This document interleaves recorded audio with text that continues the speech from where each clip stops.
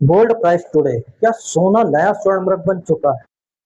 रुकिए, अगर आज आपने गूगल पर सर्च किया है तो gold price today, gold rate today, gold price prediction, gold coin price या should I buy gold now, तो यह वीडियो आपके लिए, क्योंकि आज मैं आपको गोल्ड प्राइस टुडे नहीं बताने वाला। आज मैं आपको उससे कहीं ज्यादा खतरनाक चीज दिखाने वाला हूँ। वह मनोविज्ञान जो गोल्ड प्राइस टुडे देखने के बाद आपको गोल्ड खरीदने के लिए बेचैन कर देता है। कल्पना कीजिए कि सुबह आपने मोबाइल खोला और हेडलाइन मिली गोल्ड फिर ऊपर, दूसरी गोल्ड प्राइस टुडे नई ऊंचाई की तरफ, तीसरी हेडलाइन गोल्ड प्राइस प्रोडक्शन आगे और तेजी।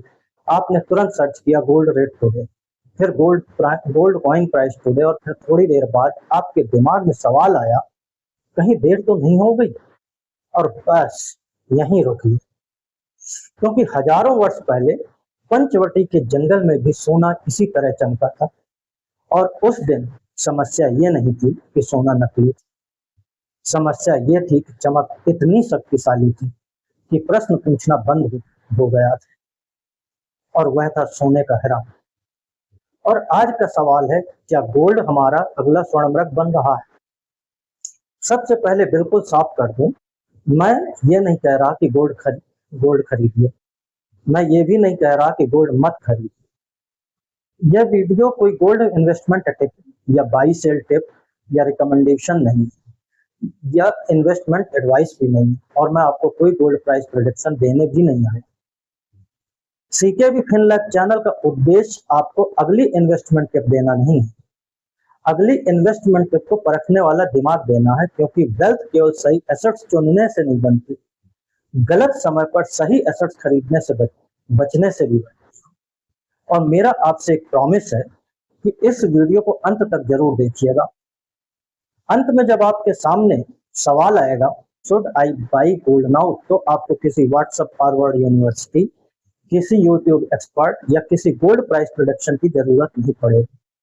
आप स्वयं 5 सवाल पूछकर तय कर पाएंगे कि आपको गोल्ड में इन्वेस्टमेंट करना है कि नहीं करना, या आप गोल्ड फोमो खरीद रहे हैं। और अंत में मैं आपको दूंगा स्वर्णमृग के साथ गोल्ड इन्वेस्टमेंट सूत्र, इन्हें कहीं लिख कर रख लीजिएगा। अब सवाल है कि अचानक हर किसी को गोल्ड क्यों चाहिए? एक दिलचस्प बात देखिए, जब गोल्ड शांत रहता है, कितने लोग रोज सर्च करते हैं कि सुराई गोल्ड ना हो, लेकिन जैसे गोल्ड प्राइस बढ़ने लगती है, अचानक मोबाइल स्क्रीन पर शुरू हो जाता है gold price today, gold rate today, gold price prediction, gold price forecast, gold coin price, gold investment, और फिर एक नया वाक्य सुनाई देने लगता है कि भाई साहब थोड़ा गोल्ड तो ले ही लेना चाहिए। लेकिन मेरा सवाल है कि लेना ही चाहिए, लेकिन क्यों? क्योंकि फाइनेंशियल प्लान कहता है, या क्योंकि गोल्ड प्राइस टुडे कह रहा है? दोनों में बड़ा अंतर है। अब पंचवटी चलते हैं।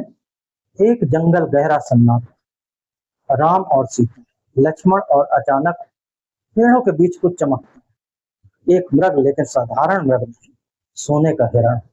उसका शरीर सोने की तरह चमक रहा है, उसकी सुंदरता ऐसी कि आंख हटाना कठिन। सीता उसे देखती है, लेकिन लक्ष्मण उसी दृश्य को देखकर कुछ और देखते हैं। और यही इस पूरी कहानी का सबसे महत्वपूर्ण फाइनेंशियल लेसन है। वस्तु एक ही थी, लेकिन एक आंख ने अपॉर्चुनिटी देखी तो दूसरी आंख ने रिस्क को देखा। और यही अंतर इन्वेस्टर और क्राउड में है। क्राउड पूछती है गोल्ड प्राइस टुडे कितना है, लेकिन इन्वेस्टर पूछता है कि गोल्ड प्राइस टुडे यहाँ पहुंचा तो क्यों पहुंचा। क्राउड पूछती है गोल्ड और कितना बढ़ेगा, लेकिन इन्वेस्टर पूछता है मेरे पोर्टफोलियो में गोल्ड का काम क्या है।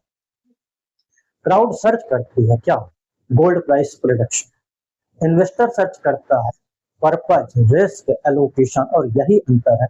अब एक बहुत गहरी बात समझिए, गोल्ड प्राइस टुडे केवल एक संख्या नहीं है, ये एक साइकोलॉजिकल ट्रिगर भी हो सकती है।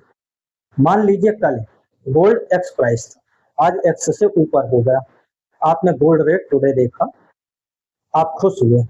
नहीं। अगर आपके पास गोल्ड नहीं है तो आप परेशान हुए, क्यों? आपका पैसा तो कम नहीं हुआ ना, आपको कोई लॉस तो नहीं हुआ ना, फिर बेचैनी क्यों? क्योंकि आपके दिमाग ने एक काल्पनिक प्रॉफिट बना लिया था, काश मैंने गोल्ड खरीद लिया हो। अब कहानी बदल गई, आप गोल्ड नहीं खरीदना चाहते, आप अपना कास्ट मिटाना चाहते, और यही फोमो। अब स्वर्ण मृग की असली शक्ति को समझिए। मारीच की सबसे बड़ी शक्ति क्या थी? उसका सोना नहीं, उसकी सुंदरता बिल्कुल नहीं। उसकी सबसे बड़ी शक्ति थी, वह इच्छा को आवश्यकता जैसा महसूस करा सकता था। और फाइनेंशियल मार्केट्स में भी यही होता। कल तक गोल्ड आपके फाइनेंशियल प्लान का हिस्सा नहीं था, लेकिन आपने 3 दिन लगातार देखा गोल्ड प्राइस टुडे बढ़ रहा है, गोल्ड रेट बढ़ रहा है, गोल्ड प्राइस प्रेडिक्शन बुलिश है, और चौथे दिन गोल्ड अचानक आपको जरूरी लगने। यहाँ अपने आप से एक प्रश्न पूछिए कि अगर पिछले 1 वर्ष में गोल्ड प्राइस नहीं बढ़ी होती, तो क्या मैं आज भी यही गोल्ड इन्वेस्टमेंट करना चाहता?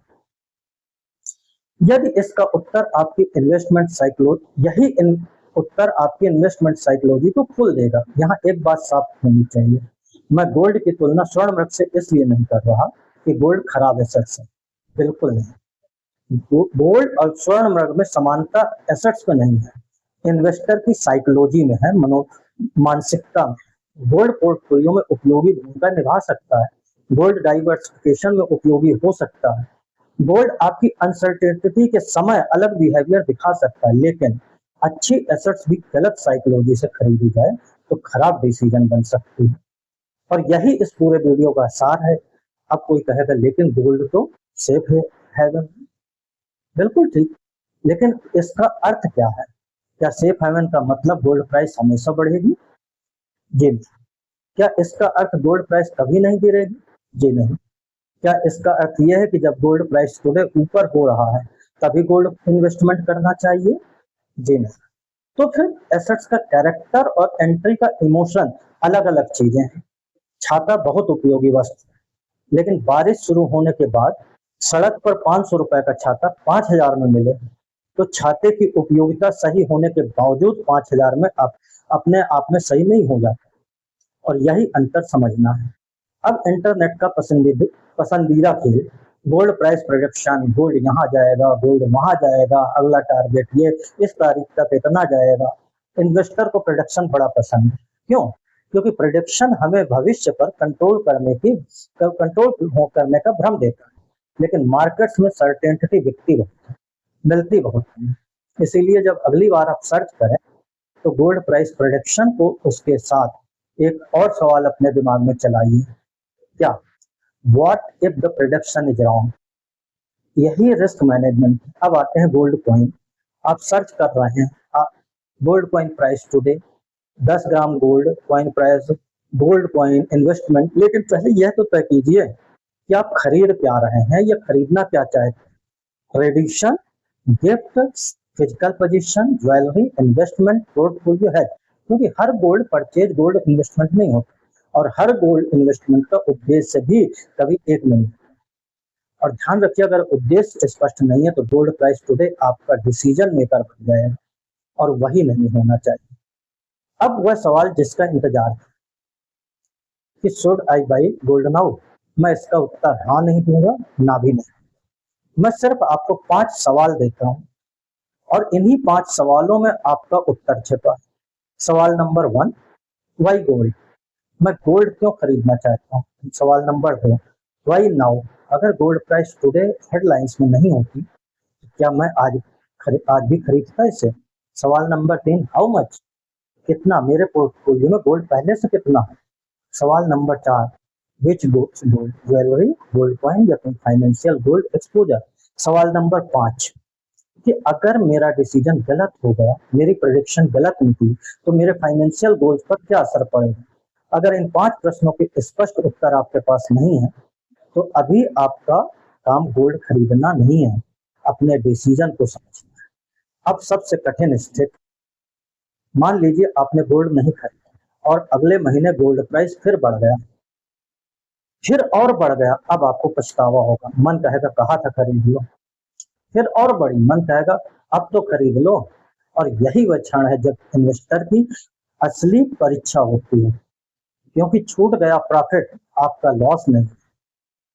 इसे दोबारा सुनिए, missed profit is not loss. Market में हजारों एसेट्स रोज बढ़ते, क्या हर बढ़ती हुई एसेट्स आपकी अपनी होनी चाहिए? नहीं। तो फिर गोल्ड क्यों? सिर्फ इसलिए कि गोल्ड प्राइस टुडे आपके मोबाइल स्क्रीन पर बार बार दिखाई दे रही है। और यही रामायण वापस आती है।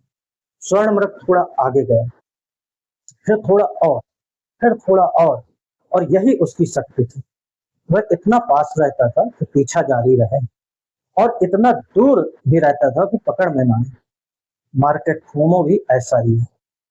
आज एक्स प्राइस पर महंगा दिख रहा है, कल एक्स प्लस 10% का करेक्शन दिखाई देगा, एक्स प्लस 20% पर लगेगा कि रैली आ गई है जुनून है, एक्स परसेंट 30% आ गया तो अभी नहीं लिया तो कभी नहीं मिलेगा, और यही इन्वेस्टर भागना शुरू कर देगा। अब एक दृश्य कल्पना कीजिए, सामने दो स्क्रीन है। पहली स्क्रीन पर लिखा है गोल्ड प्राइस टुडे और दूसरी पर योर फाइनेंशियल गोल, और दोनों अलग अलग दिशाओं में जा रही है। आप किसके पीछे जाएंगे? और यही पूरी कहानी का प्रश्न है कि रामायण का स्वर्ण मृग हमें गोल्ड से दूर रहने की शिक्षा नहीं देता, वह इससे कहीं बड़ी शिक्षा देता है कि जिस चीज की चमक आपकी विवेक शक्ति को कम कर दे, उससे थोड़ा दूर खड़े होकर उसे दोबारा देखिए। इसलिए अगली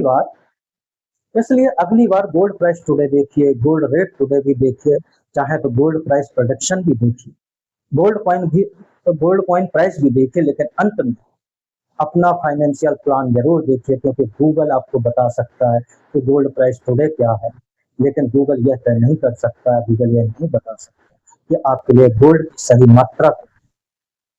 अब अंत में नोट कर लीजिए, स्वर्ण मृग के साथ गोल्ड रूल या गोल्ड इन्वेस्टमेंट सूत्र। पहला सूत्र, gold price today gold value के बराबर नहीं है। उपयोगिता आपका फाइनेंशियल टूल। दूसरा, गोल्ड सेफ हेवन नहीं है।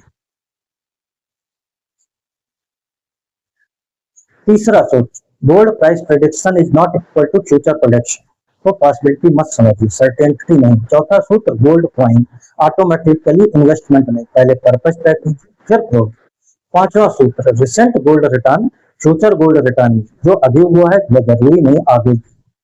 छठा सूत्र, missed profit is not loss. हर बढ़ती एसेट्स को पकड़ना वेल्थ क्रिएशन नहीं कहलाता।